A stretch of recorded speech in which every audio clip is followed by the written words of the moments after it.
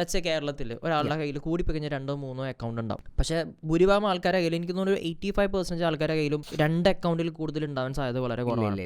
Personally എൻ്റെ ഒരു experience ഞാൻ പറയുകയാണെന്നുണ്ടെങ്കിൽ ഞാൻ 3 ബാങ്ക് അക്കൗണ്ട്സ് യൂസ് ചെയ്യുന്നുണ്ട്. എമർജൻസി ഫണ്ടും എക്സ്പെൻഡിച്ചർ ഫണ്ടും ഇൻവെസ്റ്റ്മെൻറ്റ് അല്ലെങ്കിൽ സേവിങ്സ് ഫണ്ടും ഇതിനൊക്കെ ആയിട്ട് separate bank account വെക്കേണ്ടതുണ്ടോ?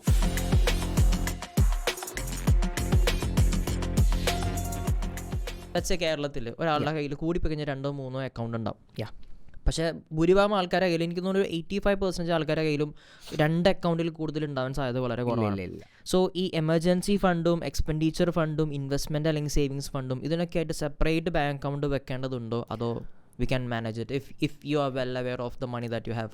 Okay, question എന്ന് പറയുന്നത് നമുക്ക് ഒന്നിൽ കൂടുതൽ അല്ലെങ്കിൽ 2ൽ കൂടുതൽ ബാങ്ക് അക്കൗണ്ടുകൾ കീപ്പ് ചെയ്യേണ്ടതുണ്ടോ ഒരു നോർമൽ പേഴ്സണെ സംബന്ധിച്ച്? അതായത് ഇപ്പോൾ സേവ് ചെയ്യാൻ വേണ്ടിയിട്ട് ഒരു അക്കൗണ്ട്, എക്സ്പെൻസിന് വേണ്ടിയിട്ട് മാറ്റി വെക്കുന്ന ഒരു അക്കൗണ്ട് എന്ന രീതിയിൽ വേണ്ടതുണ്ടോ എന്നുള്ളതാണ്. പേഴ്സണലി എൻ്റെ ഒരു എക്സ്പീരിയൻസ് ഞാൻ പറയുകയാണെന്നുണ്ടെങ്കിൽ ഞാൻ 3 ബാങ്ക് അക്കൗണ്ട്സ് യൂസ് ചെയ്യുന്നുണ്ട്. ഓക്കെ, ഈ 3 ബാങ്ക് അക്കൗണ്ട്സിൽ ഒന്ന് ഞാൻ യൂസ് ചെയ്യുന്നത് എൻ്റെ UPI ട്രാൻസാക്ഷൻസ് വേണ്ടിയിട്ടാണ്.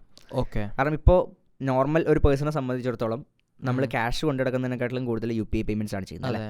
അപ്പോൾ നമ്മളുടെ ട്രാൻസാക്ഷൻസ് എന്ന് പറയുന്നത് മുകളിലോട്ട് പോയിക്കൊണ്ടിരിക്കുക. നമ്പർ ഓഫ് ട്രാൻസാക്ഷൻസ് നമ്മൾ 10 രൂപ ഉണ്ടെങ്കിലും 5 രൂപ ഉണ്ടെങ്കിലും 20 രൂപ ഉണ്ടെങ്കിലും ഒരു ചായ കുടിച്ചാലും 10 രൂപ വരെ നമ്മൾ UPI ചെയ്യാം അല്ലേ.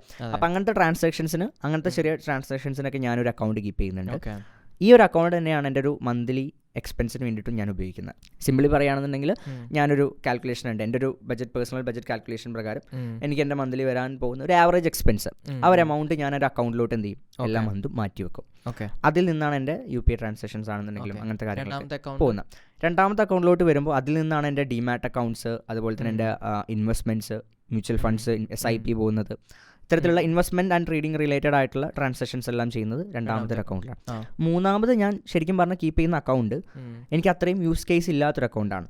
പക്ഷെ അതിൽ ഞാൻ കൂടുതലും യൂസ് ചെയ്യാറുള്ളത് എനിക്കൊരു മീൻസ് അതൊരു കറണ്ട് അക്കൗണ്ടും കൂടിയാണ്. അതിൽ എനിക്ക് കൂടുതൽ എമൗണ്ട് എനിക്ക് ട്രാൻസാക്ഷൻസ് ചെയ്യണമെന്നുണ്ടെങ്കിൽ, മീൻസ് ഡെപ്പോസിറ്റ് ചെയ്യാനാണെന്നുണ്ടെങ്കിലും വിഡ്രോ ചെയ്യാനാണെങ്കിലും അങ്ങനത്തെ ആവശ്യങ്ങൾക്കൊക്കെ വേണ്ടിയിട്ട് ഉപയോഗിക്കാൻ വേണ്ടിയിട്ട് ഞാൻ ഒരു അക്കൗണ്ട് എപ്പോഴും അവിടെ കീപ്പ് ചെയ്യുന്നതാണ്. ആൻഡ് അവിടെ ഈ പറഞ്ഞ പോലെ ഞാൻ എമർജൻസി ഫണ്ട് കീപ്പ് ചെയ്തിട്ടുള്ളത് ആ ഒരു അക്കൗണ്ടിലാണ്. അപ്പോൾ ശരിക്കും ഒരു നോർമൽ പേഴ്സണെ സംബന്ധിച്ചിടത്തോളം 2 അക്കൗണ്ടിൻ്റെ ആവശ്യം വരുന്നുള്ളൂ. ഈ 2 അക്കൗണ്ടിൽ തന്നെ അവർക്ക് യൂസ് ചെയ്യാൻ പറ്റും. പക്ഷെ മൂന്നാമതൊരു അക്കൗണ്ടും കൂടി ഉണ്ടെങ്കിൽ ബെറ്ററാണ്.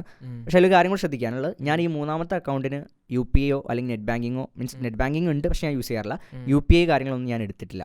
മറ്റു 2 അക്കൗണ്ടിനും UPI ട്രാൻസാക്ഷൻസ് ഒക്കെ അവൈലബിൾ, മീൻസ് നമ്മൾ ഗൂഗിൾ പേയിലും ഫോൺ പേയിലൊക്കെ ആഡ് ചെയ്തിട്ടുണ്ട്. പക്ഷേ മൂന്നാമത്തെ അക്കൗണ്ടിന് ചെയ്തിട്ടില്ല. അതിൻ്റെ റീസൺ എന്ന് പറയുന്നത് അവിടെ എന്താണ് ഇരിക്കുന്നത്, നമ്മുടെ എമർജൻസി ഫണ്ടാണ്, അത് നമ്മളെടുത്ത് ചിലവാക്കാൻ പറ്റില്ല. സോ UPI ഉണ്ടായിക്കഴിഞ്ഞാൽ നമ്മൾ ഏതെങ്കിലും തരത്തിൽ അത് ചിലവാക്കാനുള്ള സാധ്യതകൾ കൂടുതലാണ്.